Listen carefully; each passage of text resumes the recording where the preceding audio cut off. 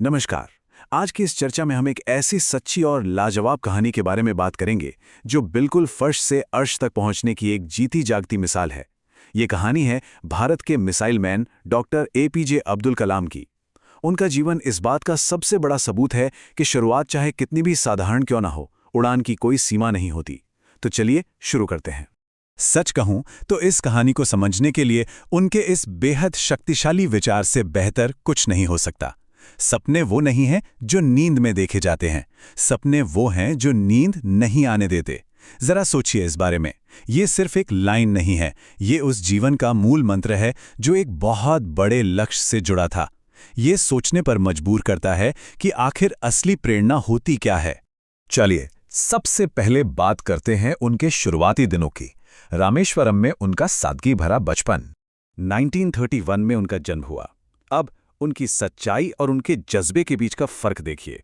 एक तरफ उनके पिता एक नाविक थे और परिवार की आर्थिक स्थिति बहुत ही कमजोर थी, लेकिन दूसरी तरफ उनका जुनून देखिए।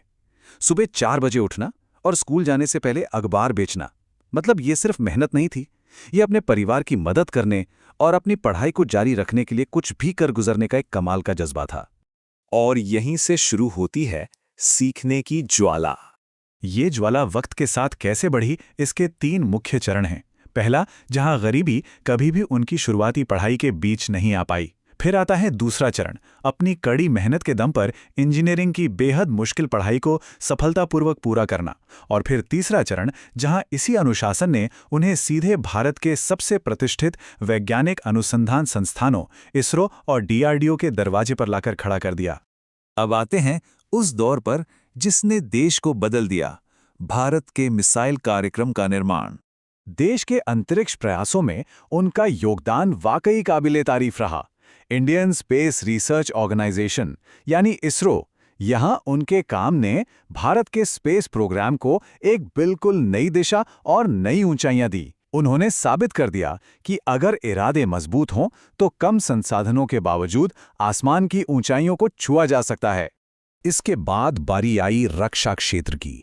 Defence research and development organisation यानी डीआरडीओ। यहां उनका नेतृत्व देश के वैज्ञानिक दायरे को हमेशा के लिए बदलने वाला था। यहां बात सिर्फ रिसर्च की नहीं थी, बल्कि राष्ट्र की सुरक्षा और आत्मनिर्भरता की एक मजबूत नींव तैयार करने की थी। ये वाकई एक नया दौर था। तो सबसे खास बात यह है कि उनके इसी नेतृत्व में अग्नि और पृथ्वी जैसी बेहद शक्तिशाली और एडवांस्ड मिसाइलों का निर्माण संभव हो सका। इन प्रोजेक्ट्स की शानदार सफलता ने भारत को साइंटिफिक तौर पर एक ऐसी मजबूती दी जिसकी किसी ने कल्पना भी नहीं की थी। और इसी लाजवाब योगदान के चलते देश और दुनिया ने उन्हें एक ऐसी उपाधि दी जो हमेशा के लिए अमर हो गई, भारत का मिसाइल मैन। लेकिन इस सब के बावजूद वो हमेशा रहे जनता के राष्ट्रपति। जरा इस सफर के विस्तार को देखिए। 1931 में रामेश्वरम की साधारण गलियों में जन्म, वहां से चलकर साल 2002 में भारत के 11वें राष्ट्रपति के रूप में सर्वोच्च संवैधानिक पद की शपथ लेना, एकदम हैरतअंगेज। लेकिन सबसे ज्यादा प्रभावित करने वाली बात क्या है? राष्ट्रपति भवन की भव्यता तक पहुंचने के बाद भी उनकी सादगी कभी कम नहीं हुई। वो खुद को हमेशा एक शिक्षक मानते रहे और 2015 में अपने आखिरी समय तक छात्रों को प्रेरित करना ही उनकी सबसे बड़ी खुशी थी। और इस तरह उन्होंने छोड़ी एक अमर प्रेरणादायक विरासत। इस असाधारण यात्रा से हमें जिंदगी के कितने ही अनमोल सबक मिलते हैं। जैसे पहला, गरीबी कभी भी सफलता की राह में रुकावट नहीं बन सकती। दूसरा, बड़े सपने देखने की हिम्मत होनी चाहिए। तीसरा, अनुशासन और कड़ी मेहनत यही असल में सफलता की कुंजी हैं। चौथा, हमेशा याद रखना कि ज्ञान ही सबसे बड़ी ताकत है। और आखिरी, जीवन भर एक छात्र बने रहो, हमेशा सीखते रहो। आज भी करोड़ों लोग इन्हीं सिद्धांतों पर चलकर आगे बढ़ रहे हैं। तो इस प्रेरणादायक चर्चा के अंत में यह सवाल वाकई सोचने पर मजबूर करता है। डॉक्टर कलाम के जीवन को देखने के बाद ऐसा कौन सा लक्ष्य है जो इतनी ऊर्जा पैदा कर दे कि आराम करना भी नामुमकिन सा लगने लगे? आखिर वो बड़ा सपना क्या है जो हमें सोने नहीं देता?